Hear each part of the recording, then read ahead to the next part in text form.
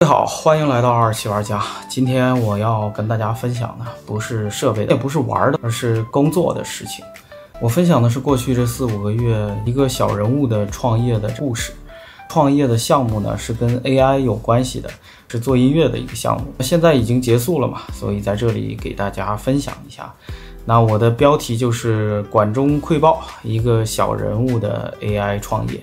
我用 AI 卖了200万，看似好像还挺成功的这样的一个项目背后创业的过程，还有创业的结果。最后呢，我会分析一下我自己看见的导致这个结果的必然性。首先呢，跟大家说一下创业的原因。这创业这件事儿呢，是个很偶然的事情。以我自己的生活经验来说呢，都是找不到工作的人才需要去创业。如果能找到一个稳定的工作，那我觉得还是一个稳定的工作更适合我们这种没有关系也没有资本的这样的普通人。我自己呢是有过3次的创业。第一次呢是被逼无奈啊，我被公司解雇，碰巧呢客户也有这个新的项目找上来啊，是工程类的，那我就决定说自己成立公司，也是跟过去的同事成立公司来做项目。那当时呢也是年轻啊，一时冲动，没有想到说其实公司运营的成本有那么高，还有很多各种各样的问题，所以第一次创业呢没有什么好的结果嘛，后来就结束了。那结束了呢，我并没有吸取教训，还做了第二次。第二次呢又是做了另外一个看似相关，但是其实是一个全新不同的领域，那针对不同的客户做了一个公寓租赁的这样的项目。那后来也是由于可能我说大环境呢有点找借口，还是由于我自己的原因啊，就导致创业失败，投资款都没有收回来，项目也就那样结束。那还有第3次呢，我今天想要分享的这次。这个机会的出现是很偶然的。我有一个做投资的朋友，具体他做什么业务，金融行业我其实不是特别的懂。他的公司做的挺大的，是一个在香港上市的企业，公司的总部在上海的。他就有一天找到我，就聊起了最近这2、3年比较流行的这个 AI。那我说了这个 AI 的一些想法，那他呢也说了他关于 AI 的一些想法。他觉得说这是一个风口，这是个机会，他特别的想要做一些关于这个 AI 有关系的项目，问我愿不愿意去做这个项目，他来出钱。那我想有人投资，碰巧我当时的状态也是游手好闲的这么个状态，所以我就开始了这一轮的创业。这是一个跟音乐相关的项目，给客户提供私人定制的音乐。这件事儿的由来呢，是我的这个朋友，他常年会委托一些音乐制作人、音乐工作室帮他做一些企业用的歌曲，用在一些企业活动、企业宣传上面。他认为这个是有市场的，结合 AI 的技术提高生产力，是不是可以做很多个人定制的或者企业定制的音乐？于是就有了这个项目。那我们当时就结合了几个 AI 的平台，通过 AI 和人工结合的方式，给客户提供一些音乐定制的服务。随着 AI 的进化，我们可以慢慢的过渡到更偏向 AI 的这个方向，以至于我们可以节省一些生产力的成本。因为之前可能最便宜的定制歌曲都要1万多块钱，那可能再稍微好一点的可能要2、3万的这个价钱，那些也并不一定能让人满意，还没有 AI 的效率高。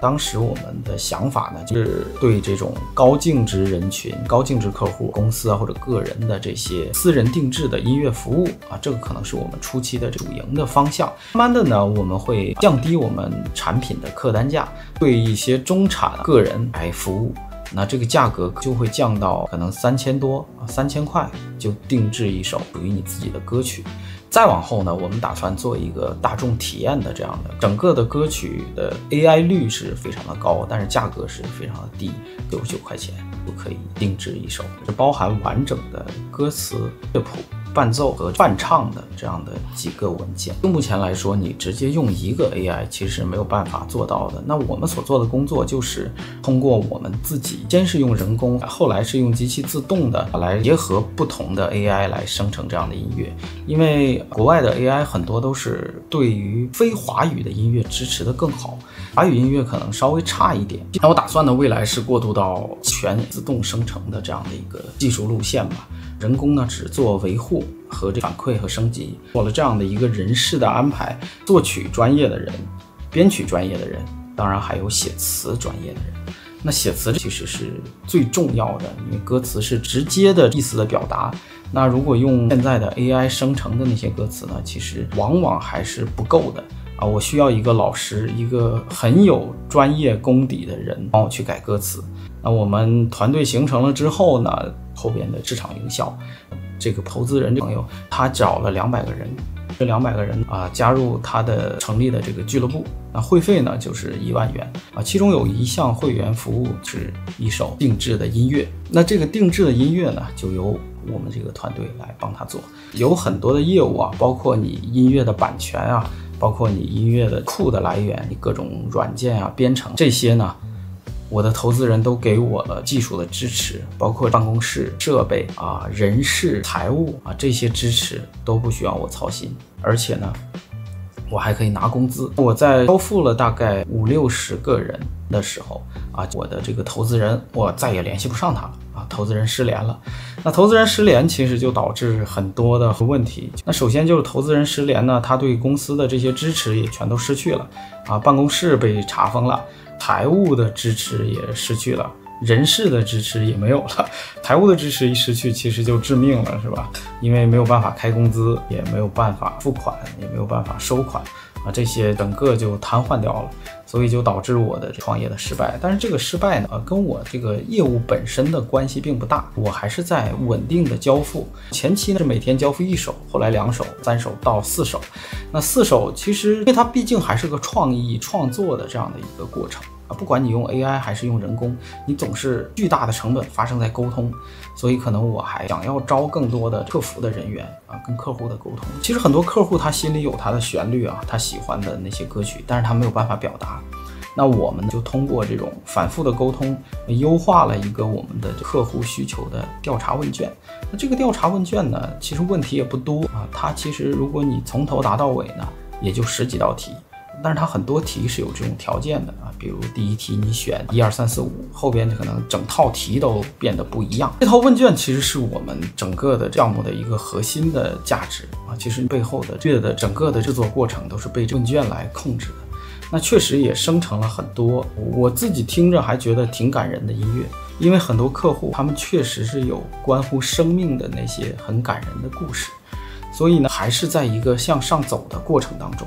但是失败了呢，我也不能全都怨天尤人，是吧？我也总结一下啊，为什么我现在不打算继续做下去啊？因为以下的几个原因吧。首先就是客户再开发的能力不足。那这些客户到我这定制歌曲之后，其实我是可以有后续的很多的服务的啊，但是没有客户去选择。我觉得可能跟现在的情况也有关系啊，整个经济的情况也有关系，大家可能就没有那么强的消费的意愿了，而且音乐都不是一个刚需的项目，所以没钱消费。还有很多客户的消失啊，他交了会员费，拿了一个定制的歌曲之后啊，就不想再定制第2首歌曲了啊，大多数人都是这样嘛。现在的整个的娱乐文化的环境啊，我发现也有很大的变化。首先就大型的 KTV 平台啊，大家可以其实上网一搜就知道啊，国内就2个大型的 KTV 平台。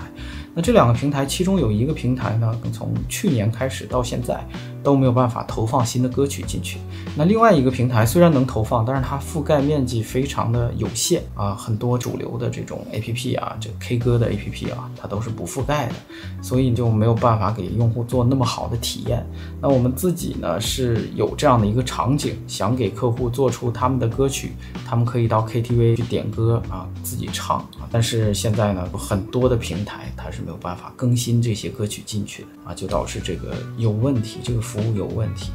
那还有整个其实 KTV 的行业是在一个低迷的状态，好像大家突然开始都不去唱 KTV 了。我觉得可能跟过去几年的状态有关系吧。拓展新客户的渠道呢，现在可以说失败。首先我没有什么做自媒体的经验，那我尝试呢也是在做这种分享一点数码产品，也没几个粉丝，所以很难说通过自媒体获得这个新的客户。那我如果招业务员去做呢，就有觉得无从做起，因为这个是一个我之前没接触过的全新的这样的业务，所以没有办法去获得新的客户。当然我也在国内的这些娱乐平台啊建立了我们自己的账号，也在想办法把它做起来。这也是一个缓慢的过程，因为有各种审核，因为毕竟你做音乐嘛，还是涉及到这种出版音乐创作呀这类的，很多都是需要这种广电去前置审核的，所以审核的流程非常的慢，还在做审核流程的过程中。微信小程序已经通过了，抖音的小程序还在审核就发生了我前面说的投资人失联。那我后续来说一下创业的结果首先是失败了嘛，那现在这结果就是导致首先是我自己失业我的团队的人都失业，也没工作多久都是我自己招聘来的这些人也都失业了。失业了之后还导致欠薪，因为财务我也联系不上，所以发工资的情况优盾这些东西我都联系不上，所以就没有办法发工资但是社保可能还是在自动扣款但是就没有下文。那我也希望我的招来的这些员工他们去申请劳动仲裁但是现在劳动仲裁先要处理一些案件的问题，才能排到你劳动仲裁这件事儿，现在还没有下文，也不知道以后会怎么样所以失业欠薪无下文。寻找资金维持这个项目，因为我之前说过我不是有200个客户嘛，那我可以跟这200个客户去沟通是吧，因为他们还是需要我提供服务的，那我提供服务可能就不能是无偿提供服务。这200个客户毕竟很多都是大老板嘛，我就咨询了一下，看有没有人有这个意向或者有这个兴趣跟我继续合作大概询问了几次很多人也有这个意向，愿意提供办公场地，也愿意继续的享受我的服务但是就没有人愿意说投资在这个项目上面，所以基本算是寻求投资失败。那这个情况那肯定项目要终止了，就结束了嘛，所以项目就以失败结束了。那结束之后呢，其实我自己也有一些反思，这是我今天主要想聊的。首先呢，很多机会其实看似很有趣儿、很偶然的这种机会呢，我们不一定抓得住。还有可能我不想抱怨环境，因为我抱怨的那些东西是大家共同经历的，是每个人都了解、都知道的，所以我说这些也没什么意思。那我就专门去反思我自己。能力有限，或者说资源有限吧，没有办法说去改变非市场因素，所以整个的过程中灰头土脸，到处碰壁遇到的大多数问题都不是钱能解决的，可能钱去置换成更多其他的东西才能解决这些问题。所以综合以上的，不论我个人的原因还是大环境的原因吧，创业的结果我觉得可能也是必然的。即便我的投资人他不消失，他不失联，我觉得大概率1年以后这个项目也会无疾而终。因为我们当时说的，我们尝试着做1年试试，那后来其实他投的并没有全都是现金包括比如一些资源的支持就我前面说过的办公场地、人事、财务这些整个后勤的这些支持并不是以现金的形式投资的。他投资呢，其实主要的一项就是人员的开支和社保，所以这个失败呢也是个必然的结果。那我现在想想是有些后悔的，我不如当时不要他这些资源，因为我是嫌烦嘛，我觉得自己去跑这些事儿真的挺烦的，因为我可能更想钻研于技术上吧。所以这个是我的一个教训其实也不是这次创业，你想创业就不能嫌麻烦。创业的前期可以说是一定要事必躬亲没有必要的小事儿但是它恰恰就很重要，可能就是一张发票，可能就是一个财务的签单也可能就是一个社保的缴纳在前期看来我觉得挺烦的这些事儿，可能到最后都是很重要的事情。那我正是因为没有掌握这些事情，所以导致我这个公司就没有继续经营的可能。如果当初我直接自己在外边开公司，还收了这个客户的这些会员费也到我的手里，我这个公司还可以继续经营下去，即便是投资人失联对我的影响也不大的。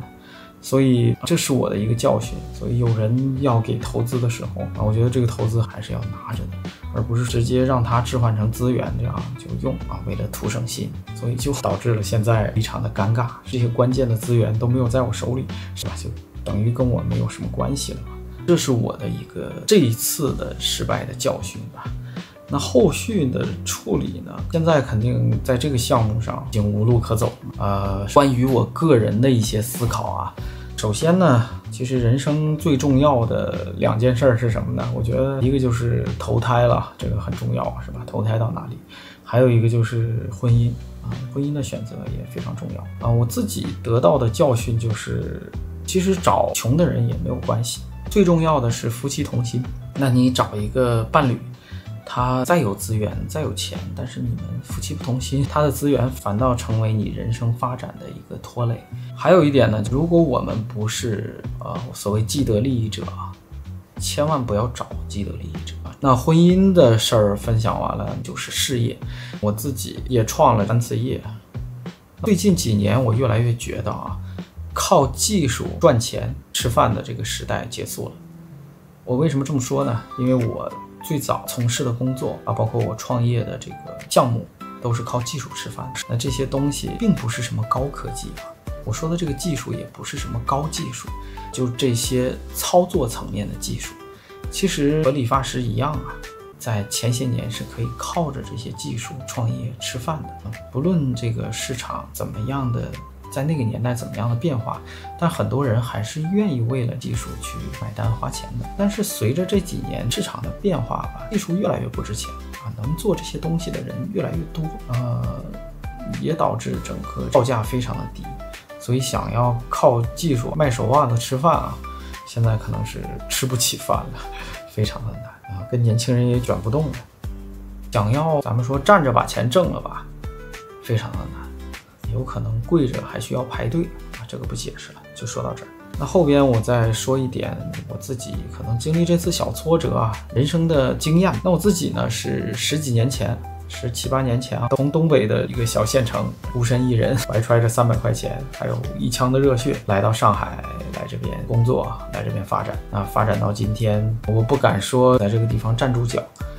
我只是说有这么10几年背井离乡的经验吧。现在呢，其实剩下一身的债务和一个残破的人生了这个债务呢，很多都是欠我的债务确实这个工程的应收款非常的难收最近这些年几乎就很多工程都收不回来，而我个人的消费习惯又不太好当我觉得自己公司有30万利润的时候，实际那30万利润还没有收进来我就想要出去说我先花10万块钱，不过分这个就容易产生一些冲动消费。别人对我有债务，会导致我自己也敢去借一些债务，但是别人不还我自己债务要还的，就导致财务陷入一个窘境，这是一个很不好的一个情况。所以这种心态还是要调整的。所以这个经验当前没有落袋为安的时候就不算是赚到钱。在目前的市场环境下呢，其实契约并不值什么钱，除非那个应收款真的收到了，那才叫钱，否则它趴在账上的一个应收款收不回来，那永远等于零。像我这种没有什么关系，没有什么后台，也没有什么资源的人，想要把这些应收款收回来真的是比登天都难非常的难，非常的难。想要找第三方要债公司提成真的是高到吓人这要回来几万块钱，上来先给他们一半，自己这几万再支付了这个人员的工资这些成本之后，等于自己的利润也就没有了。所以这是个悖论即便是能帮你要回来钱的人他狮子大开口要的那价钱比自己的利润还多，他要回来钱我给他又不交税，还有税务的问题。所以算了，那些账还不如不要，就把公司结业吧，就把公司注销了算了，账也不要了。我再说一下，其实在上海这10几年也是创业10几年，人认识不少，我就说说这些人脉圈子吧。首先呢，同事永远都不可靠，不论你是创业之前还是创业之后自己招的员工，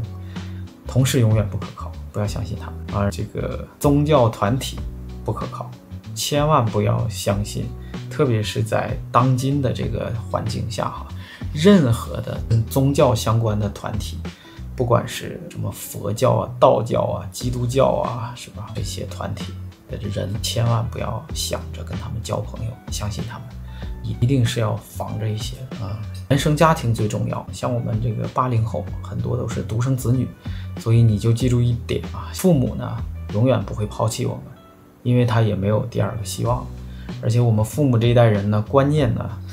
咱们不能说传统，观念比较独特吧。他们总觉得我们是他们生命的延续，他们总会把他们自己的资源也好啊，钱也好啊，最好的东西呢留给我们啊。当然这是大多数正常的父母啊，那少数不正常的我就不说了。最后的一个贫贱夫妻百事哀。很多人说这个不一定是吧，可能有钱的夫妻也有不高兴的事儿，但是其实我们仔细的想想，就算是那些拥有财富的夫妻，他们那些糟心闹心的事儿，是不是也都是跟钱有关系呢？所以还是跟贫贱有关系吧。最后呢，我想就我创业的这个过程吧，一次失败的创业的过程，再做一点最后的总结和思考吧。可能我说的也不对，但是这是我当下自己的一点点感想和认知啊。我特别的希望有老师或者岁数更大的人能告诉我或者给我解惑，所以我今天拍这个视频。那我的感想就是，眼界大于努力。人生呢是一条通向死亡的路。我的疑惑就是，死亡是作为人生的一部分永存，还是有其他越过死亡的路呢？有点突然啊，提出这个问题，因为我前面创业，可能我见过的或者我经历过的状态，太像是上下求索，求而不得，这个非常的痛苦。也是因为我能力的不足，能力实在是有限，我也讲不好我自己的故事。那么还有什么其他的创业的办法？我特别想要有人生的老师或者经历更多的朋友你可以给我留言或者跟我联系，给我解惑吧。还有什么路好选，还有什么路好走呢？实在是很疑惑可能比较唠叨，也没有什么实际的自己的这些干货算了，就分享到这儿吧。好吧，如果你看到这里的话，也就帮我点个赞吧。再见。